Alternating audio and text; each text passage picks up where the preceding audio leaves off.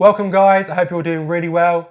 Today we're looking at the second video in the series of videos demonstrating how the bass works with the Kemper Profiling Amplifier. If you haven't already, go back and check out the first video.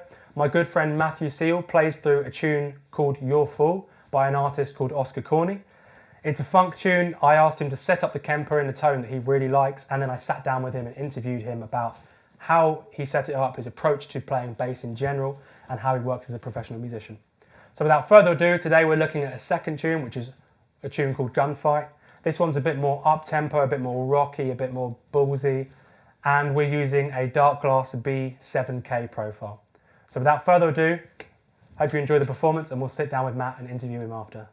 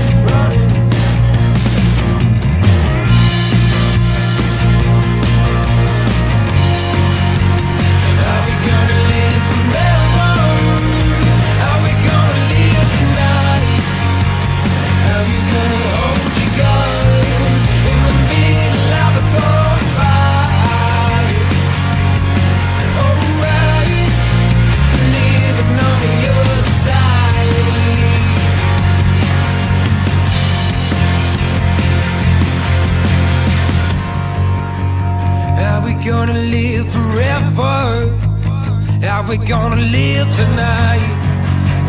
How you gonna hold your gun in the middle of a gunfight? Hey guys, I hope you're all doing really well. I hope you just enjoyed the performance that Matthew played through of Oscar Corney's song Gunfight. So I'm going to have a little chat with him about some of the tones that he set up and how he goes about approaching that song. So first and foremost, mate, how did you approach setting up a tone for that tune? Right, so Gunfight, originally in the studio I played this with the Overwater, which I actually used there, neck pickup with a pick, and since I have quite low action, there's already a lot of grind on the bass. Just from not actually anything to do with any tonal changing or shaping. Oh yeah. Just the fact that the strings are rattling against metal. It creates that. Exactly, you're getting that grind. So I had that in the studio with a little bit of extra treble. So I kind of wanted to emulate that a little bit. So kind of looking through the Kemper's profiles, I've always wanted to use a B7K by Dark Glass, which may have gone a bit overkill, but I think it works so well. So if you listen to the original recording, you can hear quite a lot of grind on the note. Yeah, definitely. It's very quite fat and gritty. Exactly. And I wanted to get something quite close to that by using effects instead of my playing style as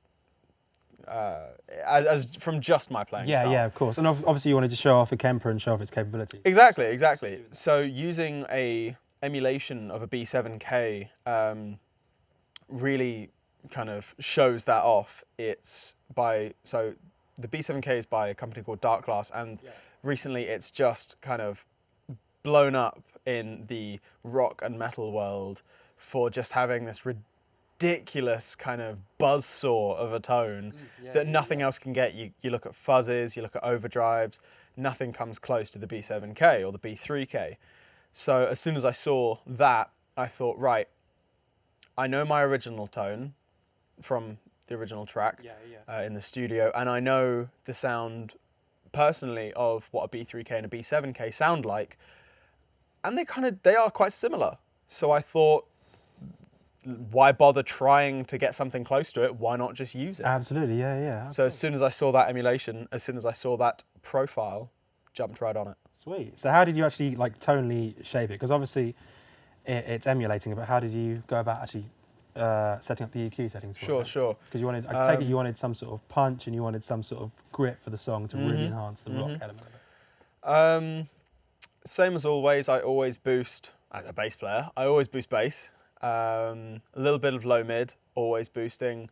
Kept the treble quite flat on this song. The thing with the original track is that there's not too much actual low end bass being pushed through.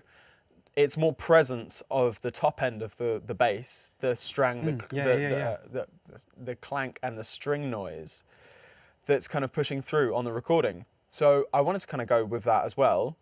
So just boosting the bass and boosting that low mid helped give me some essence of bass tone, and then leaving everything else just flat, the treble and the presence, not bothering to... I tried turning it down.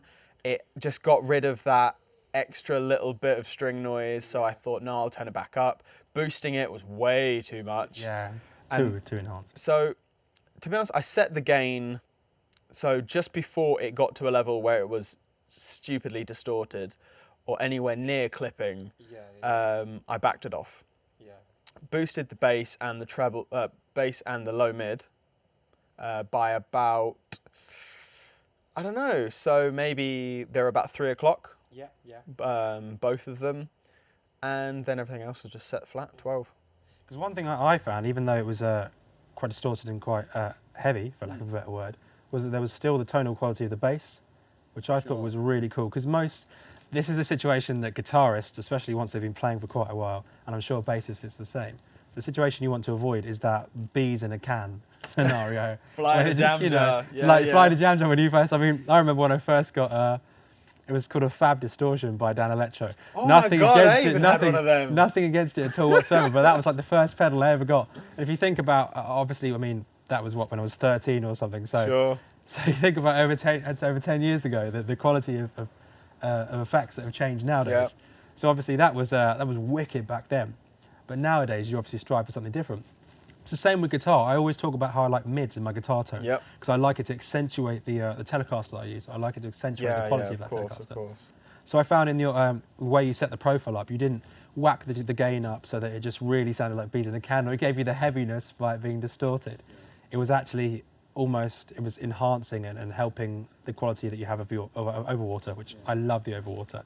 It was helping it reach. It's something really special, it really is. But I think it's a bit odd for me because normally when playing, I will push the gain of a solid state amp quite heavy. So not of any pedals. Obviously, if you pushed the gain on a B7K actual pedal, the thing would just distort like crazy. That's the whole point of it. But in this, pushing the gain is just like pushing the gain on a B7K. Normally, I'd push the gain to having it clip and then backing it just the tiniest bit, so that if I hit the hard, actually no, I'll push the gain so hard that it starts clipping, and then I back it off just a little bit. So if I play hard, it will clip. Yeah. So And you then have if I'm control. playing medium or soft, it's so close to clipping, but that gives me 100% of all the tone, or the signal just being pushed as hard as it can. And as I said, I'm quite a light player. So having all that signal being pushed through is great, but using this time the B7K emulation on the Kemper, trying to turn up that gain, trying to get what I usually get, is just making it sound as if I'm playing some gent or some crazy metal. Yeah, it's just pushing it too hard, and it's not what the song needs. Considering the original song, there was no distortion on it whatsoever. It was just the sound of string noise, but sadly my strings aren't as new as they were back then, so they're not going to be as clanky. Absolutely. So obviously on the actual studio session you used a pick when you were recording. So what was your decision to use a pick in the first place and not your fingers? Originally, when playing with Oscar live, I found that in the verses, what would really work is a kind of a palm muted chuggy section with a pick, just a gung, gung, gung, gung, gung, gung, gung, gung, gung, it's a really instead of dry. a da da da da da da sound. Very technical specifications here.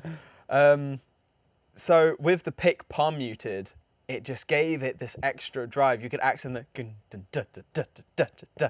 You could really accent that bass drum as well. And I could only really do that with a pick as well. I can do that with fingers, but just not to. Why bother trying to emulate something when you can just use it? Yeah, it gives you a very specific tonal sound. I mean, I know that you have a palette of sounds where you can use your fingers or the pick. Sure. And Gunfight, I believe, is the only song that I've heard you use a pick on in a very long while in general. And it's because it's so suited for that song. It has a very articulate, accented sound. And it's funny, actually, because I remember, I think I heard you play it without a pick live quite a bit. And then in the studio, I think I heard you use the pick. And when I got the recordings back, I was like, man, that transformed it. It really was this punchy kind of rock tone that you kind of expect from that style of music. Exactly. I think especially, I could have used fingers on it, and I could have tried to get close to the tone, maybe playing a bit close to the neck.